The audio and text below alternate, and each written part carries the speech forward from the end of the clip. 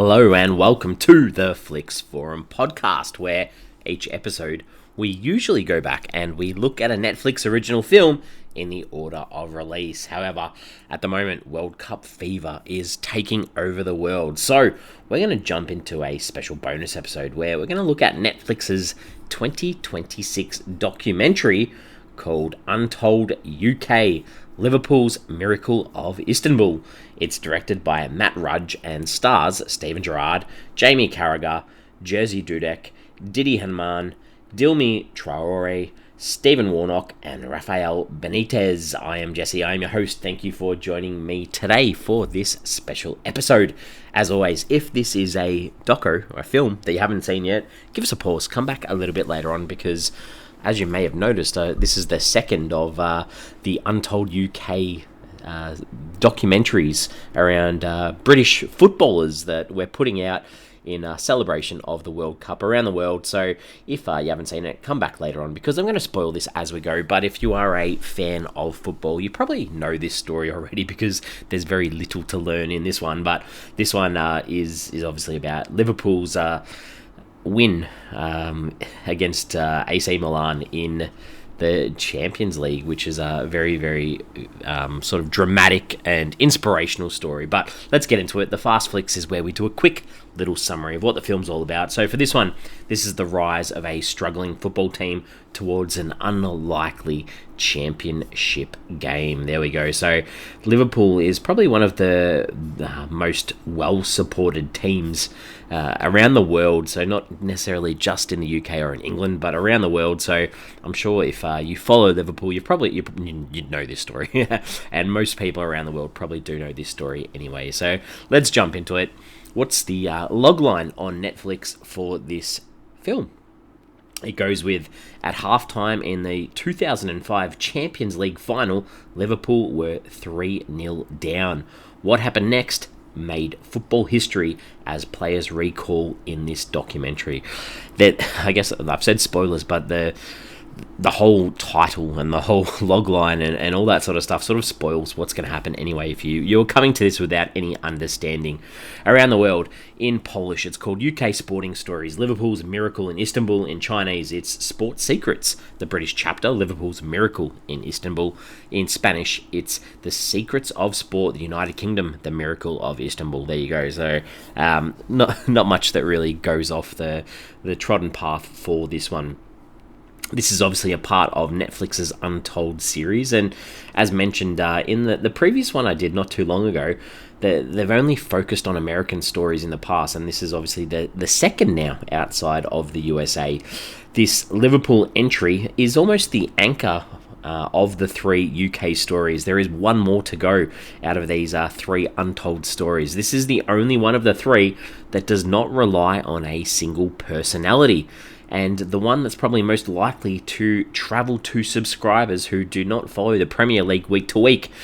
Apparently, and this is what I've read, that this is Netflix's bet of using IP, whereas the players are the access, and the documentary is almost that wrapper that lets Netflix sell English football to the world without depending on the current rights deal, because Netflix don't have the rights to the broadcast of the games, but they can pay big bucks to people to tell their story. So there we go for that one.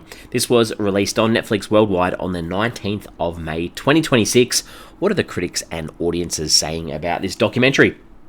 On Rotten Tomatoes, there's only one review from critics. This is fresh. There's nothing there from audiences. On IMDb, it has a 7.3 out of 10 on 1,400 ratings, so that's a fairly solid score. Letterboxd too, a 3.6 out of 5 on nearly 5,000 ratings, being logged by 6,500 people.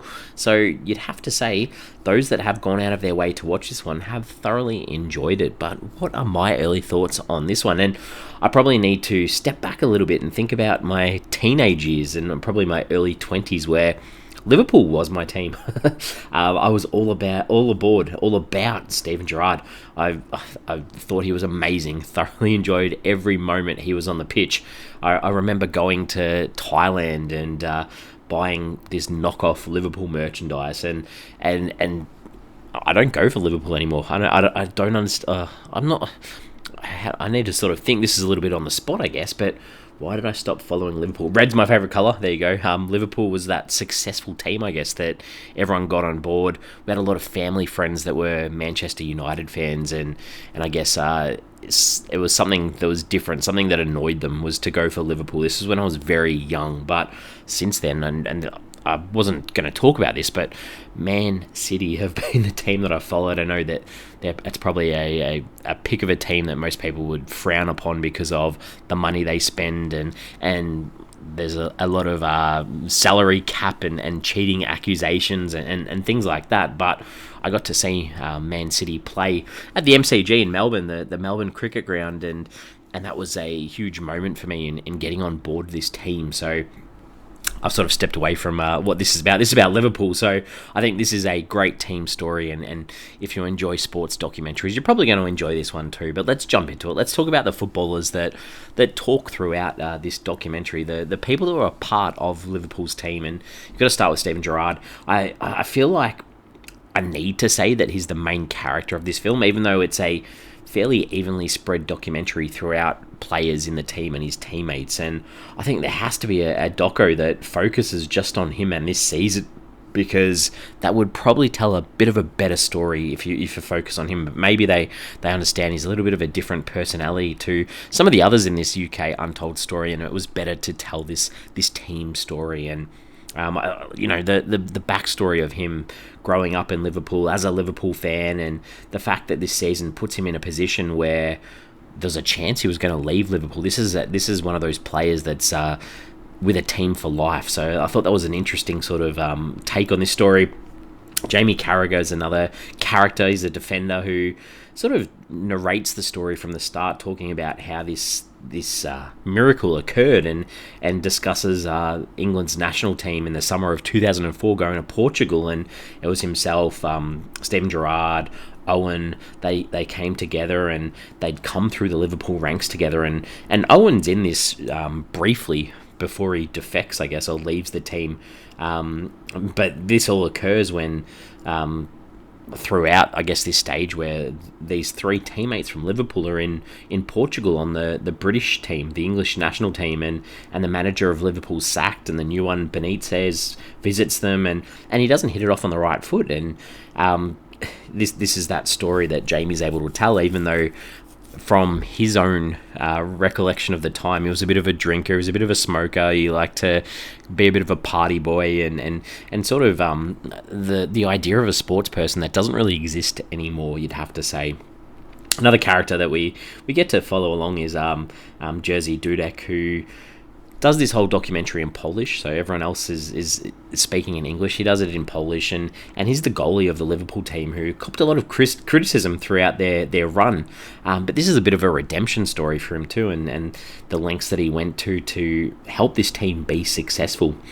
Didi Hamann, he takes a penalty shot in the final, and the interesting part of this is the manager Benitez, he's like, you've got a 91% better chance to hit above hip height. I thought that was quite humorous. Djimi Traore, he's the defender who was subbed off at halftime in this game in Istanbul of the final, and he's sent to the shower by the manager, and the idea that he's recalled from this shower, and this is a player who was in and out of the squad but has his own tellings of this story. Stephen Warnock, also, he's a good storyteller. He wasn't even on the bench in this final game in Istanbul, but he had this hope with his new manager about being able to play and allowing him to play, so he tells some good stories too. And I've got to finish off, obviously, with the manager, Rafael Benitez. He's almost put forward as a villain through the players' eyes at times, and he's just that manager that bought or who was brought across to Liverpool and rustled feathers with all of the stars because of what I've got to say is a very autistic mind. The idea that he loved to document every move on a pitch like it was a chess game, and his backstory of being a child and playing board games and working out the strategy. And I think there's lots in this documentary that puts him in that mindset of not feeling emotion, which is a very hard sell for a club like Liverpool, who thrives off emotion through the fans and the support. So some good characters throughout this documentary. The director of this one, Matt Rudge, a lot of TV, a lot of documentaries, a mini-series called The Man Who Played With Fire, which explores the 1986 assassination of Sweden's Prime Minister, and the author Stieg Larsson, who a lot of people would know from the girl who played with fire, etc. So obviously a play on words in this title too, but his investigation of this case.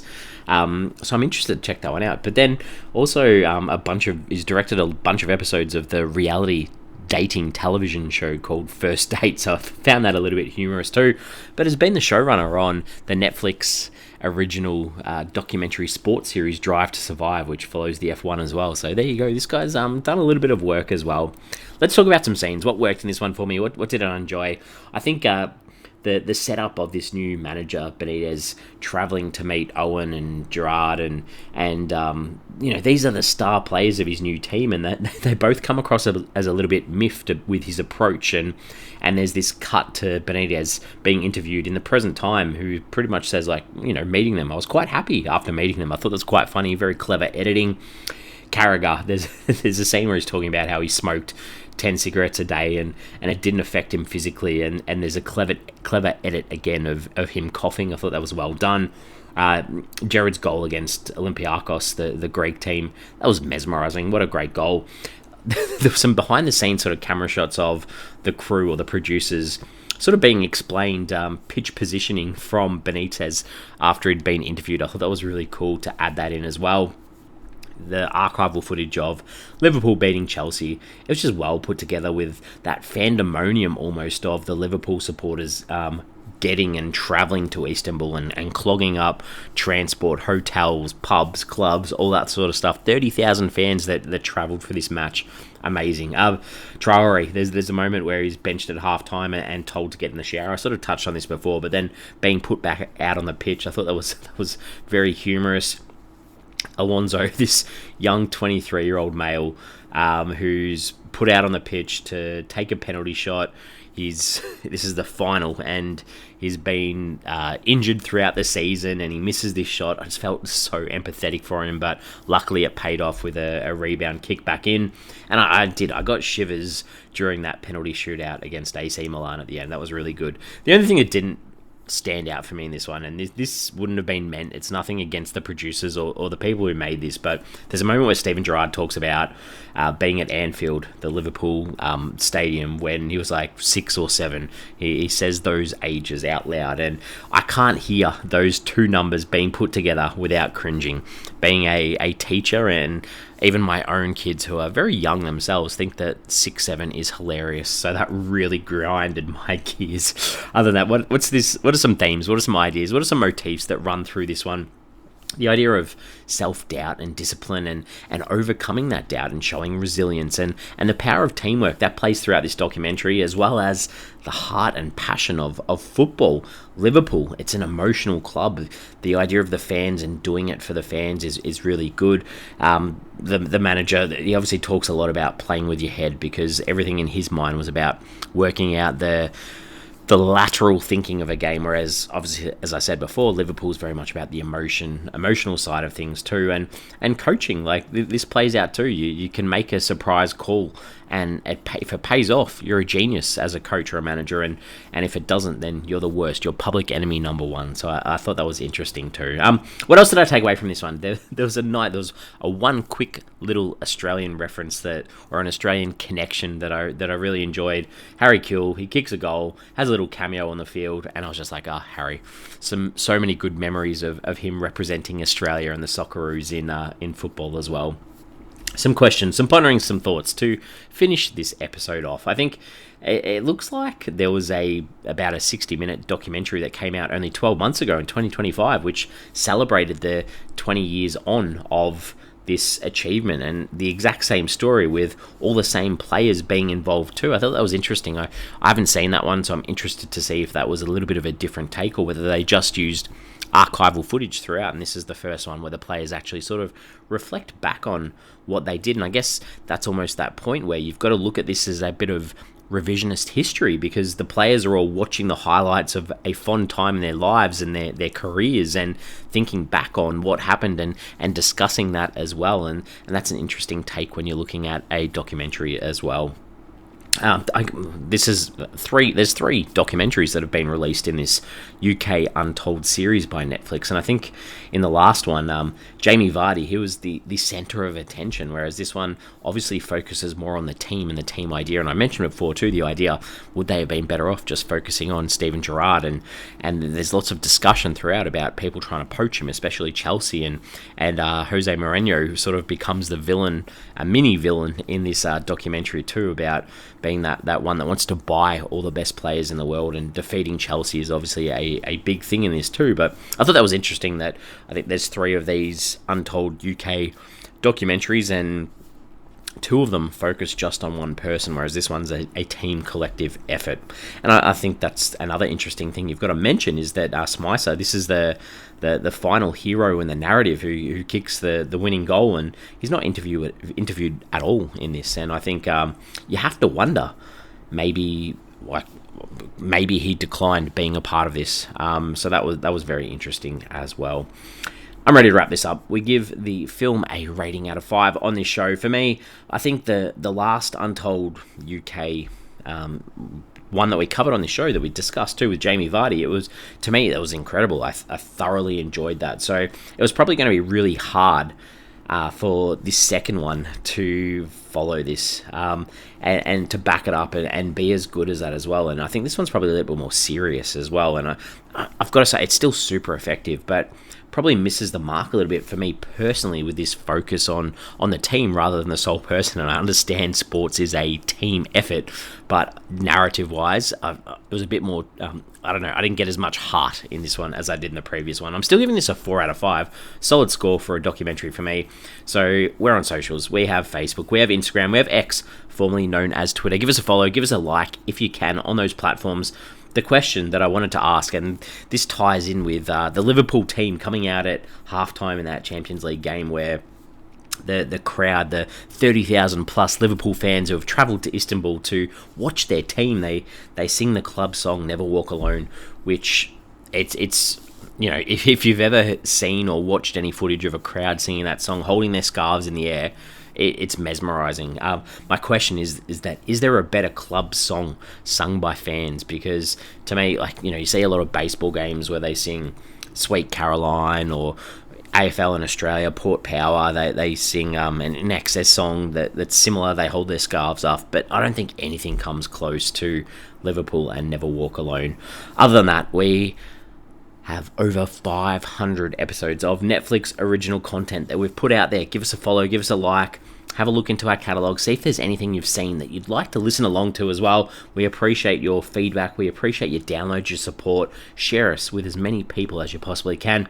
We have regular episodes out on a Monday where we jump into that chronological order of Netflix original films. Other than that, I really appreciate you hanging out and listening along, and I will see you in the next show.